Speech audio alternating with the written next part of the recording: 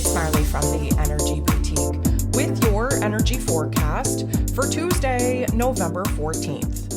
So today we have the moon in Sagittarius energy all day, which of course is going to put a little bit of a pep back in our step. Of course, we're still very much in the new moon phase, the dark phase of the moon, meaning that there is no illumination from the moon in the sky, which kind of makes us sit with our thoughts, sit with our emotions, really kind of do a lot of inner reflection, a lot of contemplative work. But the Sag energy is kind of bringing us out of the funk, out of the darkness, if you will. And of course, there is a high level of optimism, of confidence, of hopes, of dreams, of wishes.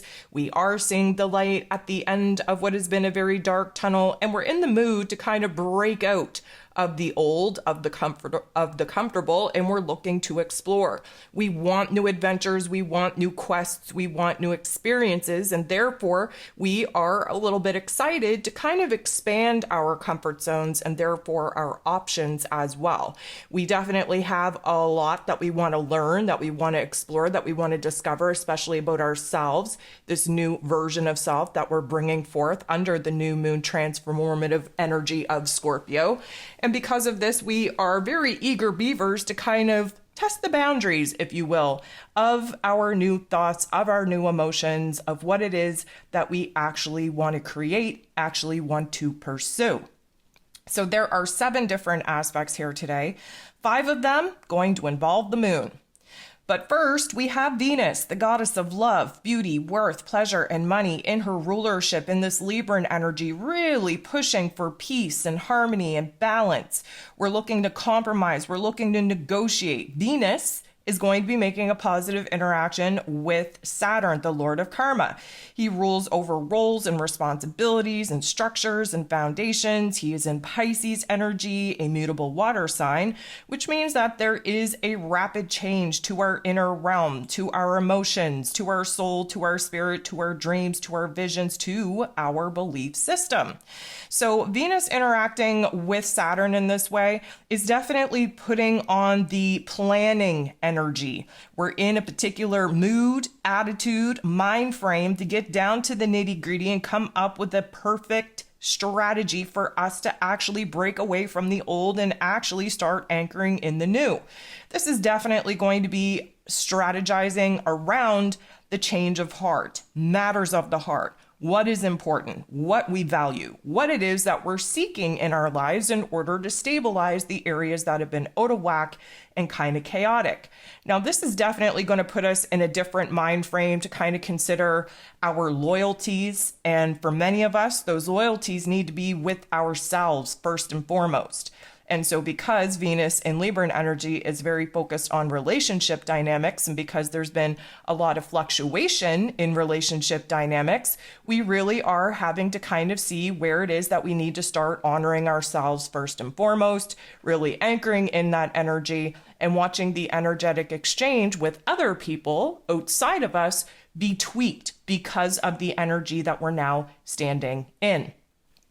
The moon in Sag going to come up to bump into Mercury, ruler of the mental plane, ruler of information, communication, and how it is that we express ourselves already in this Sagittarius energy. And this is just giving us a little bit of a calm, easier exchange between our heart and our head. So our heart and our head are on the same page, which means that the thoughts are aligning with the emotions. The ideas that are coming in are naturally, organically unfolding without a lot of pressure, without a lot of, I'm going to say, focus on making things happen. We are organically seeing where things are unfolding and just naturally happening. This is going to be a little bit more of an attention on our mental plane, on our thoughts, on the ideas, on the dreams, on the visions, on the goals, on the narrative that we are now adopting. We're a little bit more, I'm going to say, alert. We know what is coming into our mind frame. We know where our attention is being kind of focused. And because of this, yeah, there's a lot of busyness going on in our head, but that's the squirrel brain that we talked about in the ascension forecast for this week. What this is doing is it's just putting us in a easier frame of dialogue between our heart and our head, between our inner realm and what it is that's going on in our outer realm. And we're just having a little bit of, I'm going to say, an easier window to kind of understand and articulate what's been going on inside of us. The moon is then going to sextile, beautiful interaction, with Venus. So we're definitely making some headway here with the plans, with the strategy, with the emotion, with the ideas that are now coming into alignment. So emotionally speaking, the moon in Sag is interacting with Venus in Libran energy. Again, fire and air work very well together if we're able to stay balanced in order to create new inspiration, new motivation, new excitement, new passion, new desire where our heart space is concerned. The moon will then interact with Jupiter, though, in not the nicest way. And Jupiter, of course, ruling over the Sag energy, does bring an extra intense type of layer to the forum. And Jupiter is currently retrograde in Taurus energy, showing us where it is that there's been a lot of growth, a lot of change, a lot of transformation within us. Mostly due to being uncomfortable in our physical realms, being very aware of what it is that we've brought to life, what it is that we've created, and what it is that we're no longer in alignment with because we ourselves have grown, have evolved. The moon interacting with Jupiter in this way, especially because it's not the nicest of interaction, is likely going to illuminate the choices, the decisions, the opportunities that we currently have on our plate to create new opportunities for growth, to put forth the new wisdom, knowledge that we've gained from some tough love life lessons, integrate that into the here and now, and use that as we kind of conjure up a new path, a new plan on how it is that we want to move forward. The moon is then going to interact with the North Node in Aries energy, which of course isn't the greatest interaction, but it is going to illuminate for us where it is that the adventure, the quest, the path, the direction is now available to us. Now we just have to choose. And now we just have to figure out how to align with our higher selves, how to get our heart and our head on the same page, so that we can engage the physical body to start taking actions and making moves to assert ourselves, aggress ourselves in the path, in the direction that we've been hesitant to jump into up until this particular point.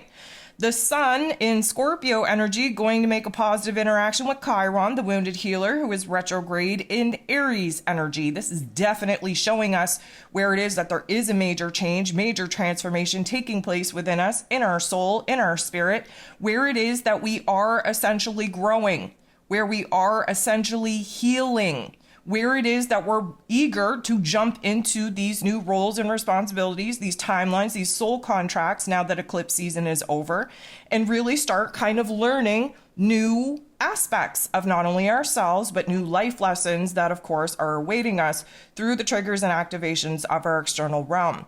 We're more open to learning. We're more open to listening to our higher self, to other people. We're looking to gain experience through sharing some tough love life lesson experiences and really gathering some insight, not only from our higher selves, but from other people if you're willing to engage in those types of conversations. The moon in Sag is then going to semi-square, creating a little bit of a tension point with Pluto, the great transformer. Now, a semi-square is a little bit of a tension and conflict, not as major as a square, because it is just a half a square, a semi-square, if you will. But this is putting us in a situation where we have to have an intense focus, if you will, on the emotions that we're currently having, on where it is that we are shifting, we are changing, we are transforming. Again, a reminder, adjustment periods are never fun, and it's very hard to anchor in the higher self, the narrative, the dialogue of support, of optimism, of confidence, when there are aspects of our physical realm and of the old self still trying to keep us in a box. And so the moon in Sag, who of course wants us to think about the long-term vision, the long-term dream, the long-term goal, very hyped up about hopes and wishes and dreams and, staying optimistic and staying confident and really just pushing the boundaries of our emotional experience to see what we can learn from here.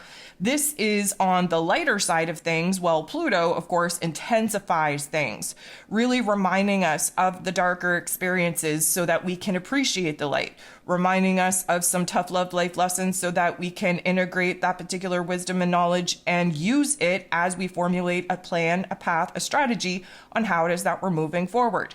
Either way, this Plutonian energy is kind of peeling back, again, some hidden layers that we weren't exposed to because we've been sitting in the darkness, because we've been sitting in the funk. And this is an attempt to kind of shine a bright light on the areas of ourselves that aren't up to par, let's call it, with the vibrations, with the frequencies that the moon in Sag is trying to download us with.